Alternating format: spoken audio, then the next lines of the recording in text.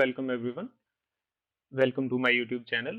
Now in this video we are going to understand how can we draw the image that is visible on your screen right now. So for better practice, I advise you guys to take a screenshot of this image and start drawing alongside me.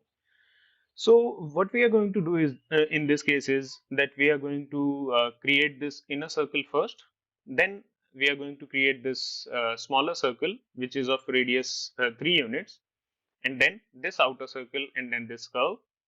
Okay, so without further delay, let's start the video and let's learn something new. So we will start this drawing from the innermost circle as I explained earlier. Now inner circle, basically we are provided with diameter. I hope you guys have taken the screenshot of the image. So we are going to select circle command and second option center and diameter. Now I'm going to specify center as origin like 0, 0, and the diameter that is given to us is 20 units. Now the circle is not visible to us, or I would say that is lesser visible, so we are going to zoom in using the roller button of the mouse. Now after that we are going to draw the outer circle. So outer circle is again we are provided with diameter, so we are going to use the same center, and diameter this time is 69 units, and then press enter. After that, the next thing that we need to do is we need to draw the smaller circle of radius that is given to us as diameter given as 6 units. So select a line. Now we need to find out the center of first circle first.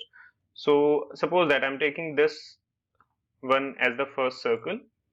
So this is a center that we have. Now select center and diameter and specify diameter as 6 units and press enter. Now we need to create a polar array, but before creating a polar array, the one thing that we need to do is we need to draw another circle around this particular circle. So for that we are provided with radius. So select circle using center and radius, specify same center and specify the radius as 8 units and then press enter.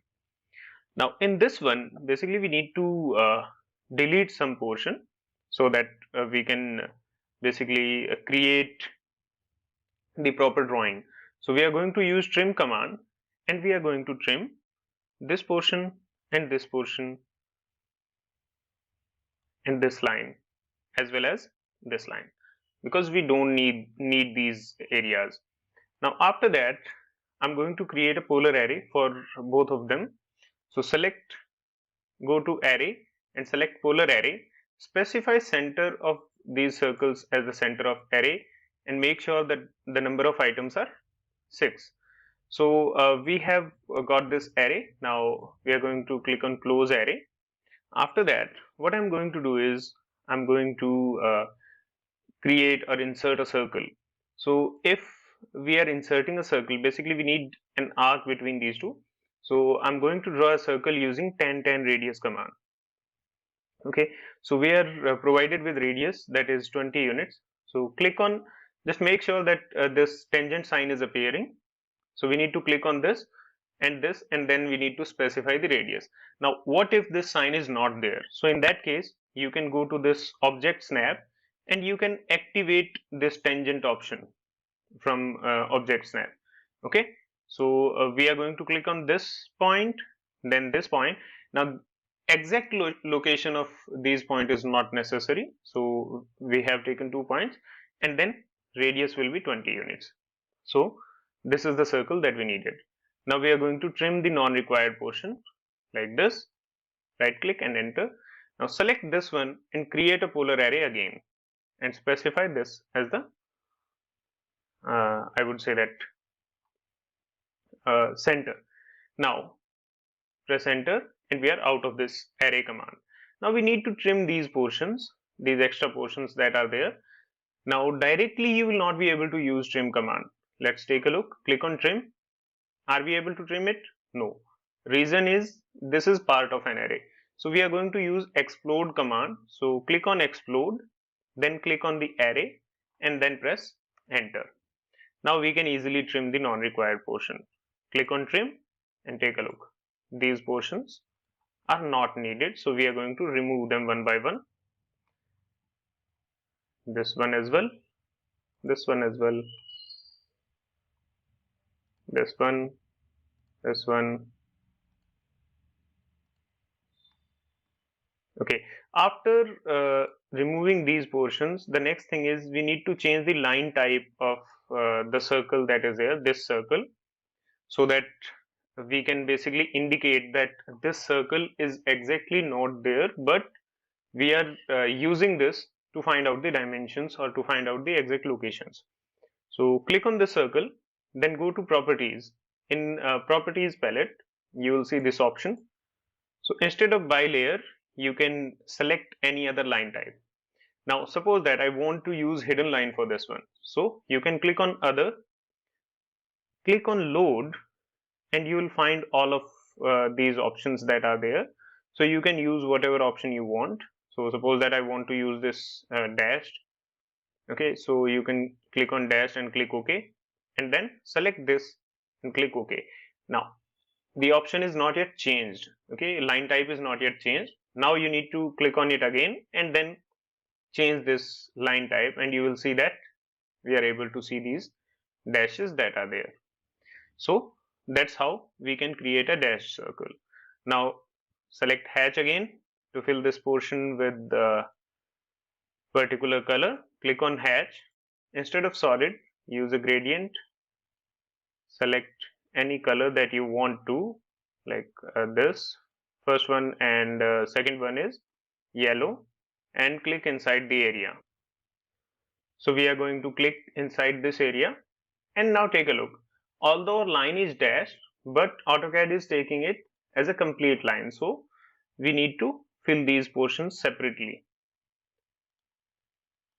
So this is our drawing that we wanted to create. Now we are going to place the dimensions. So select diameter, select this circle, right click and repeat, select this one, this one. Now we need to select the inner circle as well, so which we are not able to select right now. So for that we will basically use our cursor again, and let's take a look if we can click on it.